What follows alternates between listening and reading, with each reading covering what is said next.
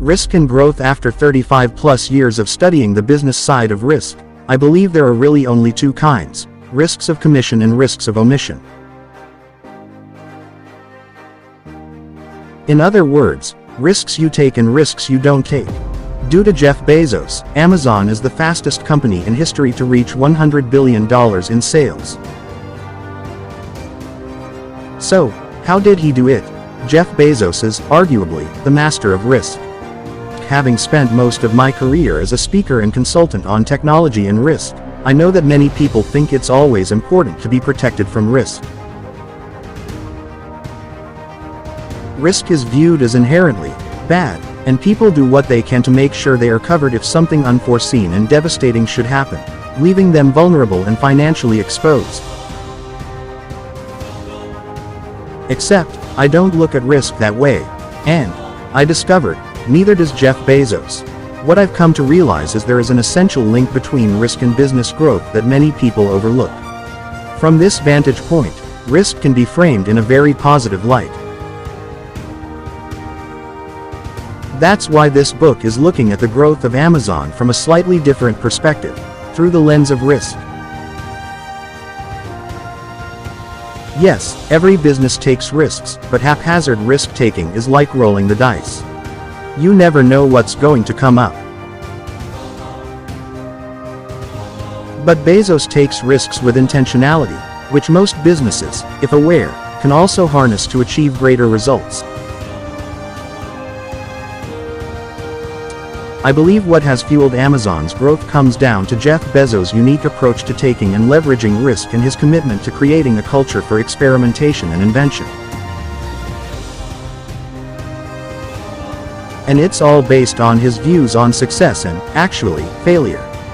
The beginning in July 1994, 30-year-old Jeff Bezos started a little online bookstore called Amazon.com, named after the longest river in South America. Interestingly, Amazon.com was very nearly called Cadabra, as in abracadabra. Bezos decided to change the name when his lawyer misheard the word as cadaver. Amazon was instead named after the river reportedly for two reasons. 1. To suggest scale. Amazon.com launched with the tagline, Earth's biggest bookstore, and 2. Back then websites were often listed in alphabetical order and Amazon would show up first.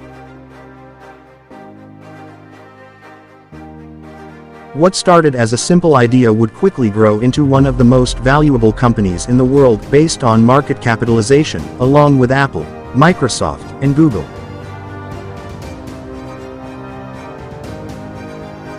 Amazon is the fastest company ever to reach $100 billion in sales. It was one of the first companies to be valued at $1 trillion. It employs over 647,000 people, a number greater than the population of many countries, including Luxembourg, Iceland, and the Bahamas. In 2010, Bezos said, "I got the idea to start Amazon 16 years ago. I came across the fact that web usage was growing at 2,300% per year. I'd never seen or heard of anything that grew that fast, and the idea of building an online bookstore with millions of titles, something that simply couldn't exist in the physical world, was very exciting to me. I had just turned 30 years old, and I'd been married for a year. I told my wife, Mackenzie, that I wanted to quit my job and go do this crazy thing that probably wouldn't work since most startups don't, and I wasn't sure what would happen after that." Mackenzie, also a Princeton grad and sitting here in the second row, told me I should go for it. As a young boy, I'd been a garage inventor. I'd invented an automatic gate closer out of cement-filled tires, a solar cooker that didn't work very well out of an umbrella and tinfoil, baking pan alarms to entrap my siblings. I'd always wanted to be an inventor, and she wanted me to follow my passion. 2010 Princeton University baccalaureate speech. During its first 20 years in business, Amazon survived the dot-com bubble of the early 2000s, the financial crisis and Great Recession from 2007-2009, and countless other financial crises that took out many of Amazon's contemporaries. By the time Amazon hit its $1 trillion valuation in 2018, Bezos had surpassed Bill Gates, Warren Buffett, and 7 billion other people to become the wealthiest person in the world, with a net worth of $137 billion, give or take. What propelled this unprecedented growth? And how did Bezos build an online bookstore into a trillion-dollar company during a period that saw countless other technology companies and bookstores collapse? What would you give to have Bezos himself explain the secrets that took Amazon to a trillion-dollar company and him to become the wealthiest person in the world?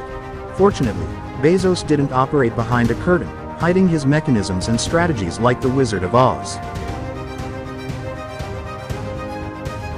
That's where the shareholder letters come in. They reveal his thinking and his strategy from the beginning of Amazon to the present. Bezos was extremely savvy when it came to growing Amazon. He knew there was an exquisite tension between risk and growth. You don't grow if you're not willing to take risks. But here's where Bezos does what I consider to be incredibly astute.